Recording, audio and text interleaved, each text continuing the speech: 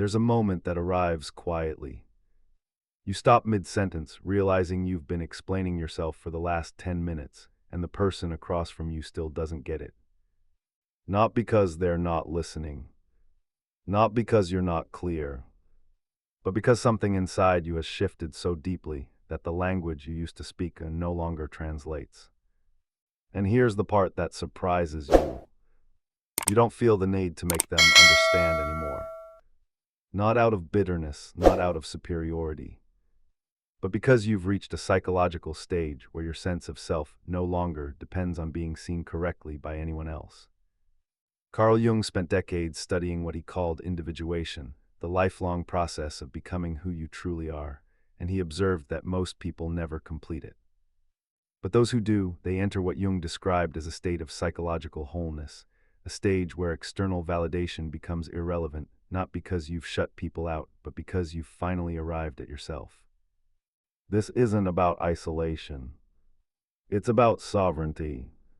Stay with me for the next 12 minutes, because if you've ever felt the strange freedom of no longer needing anyone to get you, this will explain what's actually happening inside your psyche. Let's start with where most of us begin.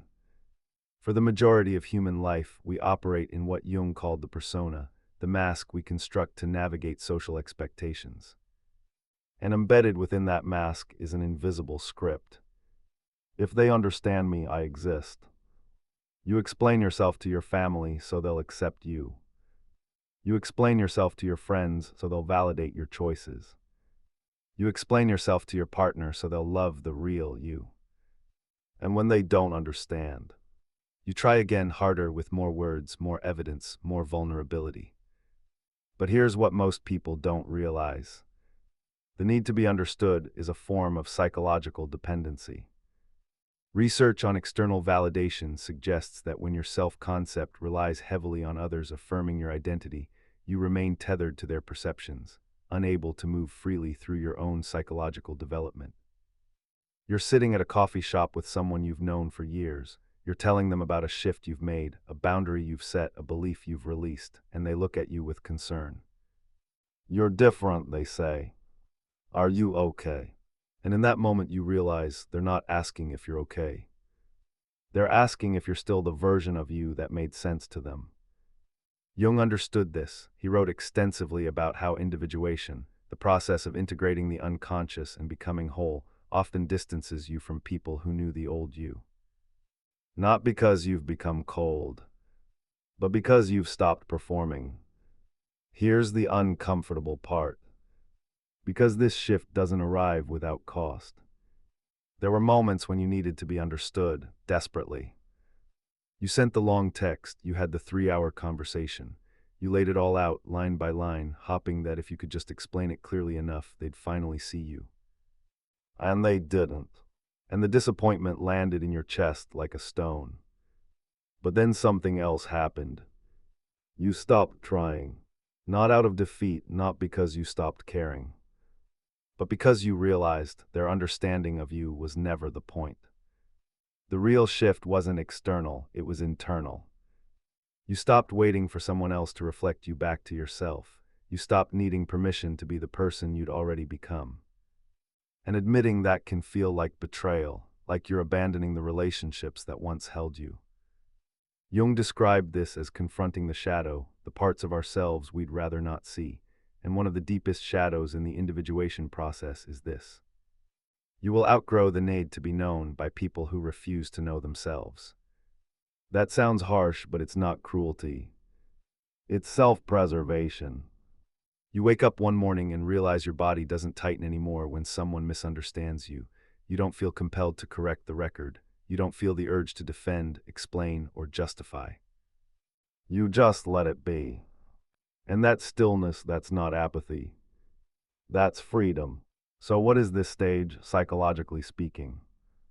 In Jungian psychology, the ultimate goal of individuation is the realization of what Jung called the self, the archetype of wholeness. This isn't the ego is the conscious I, the part of you that navigates daily life, makes decisions, and interacts with the world. The self is something larger. It's the integration of your conscious and unconscious, your light and shadow, your persona and your depth. And here's the key. When you reach the self, you stop looking outside for confirmation of who you are. Not because you're arrogant, but because you've done the internal work to know yourself so thoroughly that other people's interpretations no longer destabilize you. Jung often spoke about the second half of life, a psychological phase that typically begins in midlife, where the focus shifts from building an external identity, career, family status, to cultivating an internal one, meaning, purpose, wholeness. And one of the clearest markers of this shift, you stop explaining yourself. You stop defending your choices. You stop justifying your boundaries. You stop hoping someone will finally get it. Because the person who needs to understand you already does. It's you. Let's not romanticize this, because this stage has its own distortions. The first shadow is spiritual bypassing disguised as sovereignty. You tell yourself you don't need to be understood, but really, you're just avoiding intimacy. You've confused self-sufficiency with emotional unavailability. If you find yourself saying, "No one gets me and I'm fine with that," but you're also deeply lonely, that's this shadow. The second is using your evolution as a weapon. You dismiss people who still need validation as unawakened or stuck. You forget that you, too, once needed to be seen. You forget that individuation isn't a badge of superiority, it's a lifelong process of humility. The third is mistaking detachment for enlightenment. You stop engaging because you've decided engagement is beneath you. You refuse to explain not because you've integrated the self, but because you've calcified into isolation. You've mistaken withdrawal for wholeness. The fourth is expecting others to match your pace. You've done years of shadow work, therapy, and self-reflection, and now you look at people who haven't and you judge them. You forget that everyone's individuation timeline is different. You forget that growth isn't a race.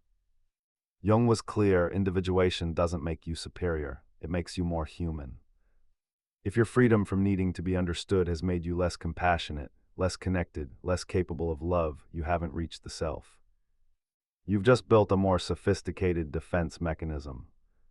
So how do you honor this freedom without becoming unreachable? First, allow others to not understand you without making them wrong. Their confusion isn't rejection, it's just a different vantage point. You can hold your truth and let them hold theirs. No need for agreement, no need for alignment, just coexistence.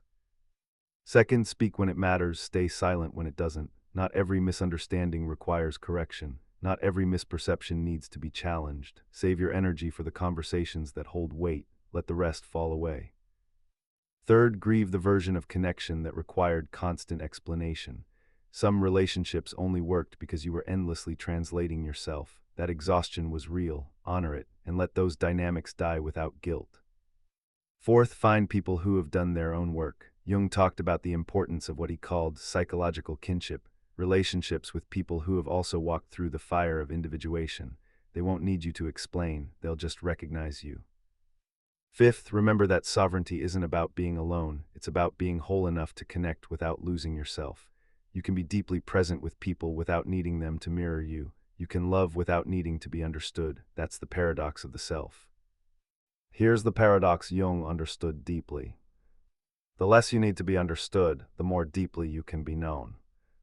Because when you stop performing for external validation, you stop editing yourself for approval. You stop curating. You stop moderating. You stop translating your experience into language that feels safe for others to digest. And what's left is just you. Raw, undefended, whole. And the people who are meant to see you, they will. Not because you explained yourself perfectly, but because you stopped hiding. Jung once wrote that individuation is not about perfection, it's about completeness. You don't become flawless, you become real. And real doesn't need to be understood. Real just is. If you've reached the point where you no longer feel the compulsion to make people see you correctly, know this. You're not cold, you're not disconnected, you're not failing at relationships. You've just stopped outsourcing your sense of self. And that's not a loss. That's liberation. There's a line often attributed to Jung. I am not what happened to me, I am what I choose to become. And maybe the truest mark of psychological maturity is this. You stop needing anyone else to witness your becoming. You stop needing them to validate it. You stop needing them to affirm it. You stop needing them to understand it. Not because you don't love them, but because you've finally learned to hold yourself. And that doesn't make you unreachable. It makes you sovereign. Because on the other side of needing to be understood, there's a version of connection that doesn't require constant translation. A version of love that doesn't demand your performance. A version of belonging that starts and ends with you. And that's not loneliness. That's wholeness.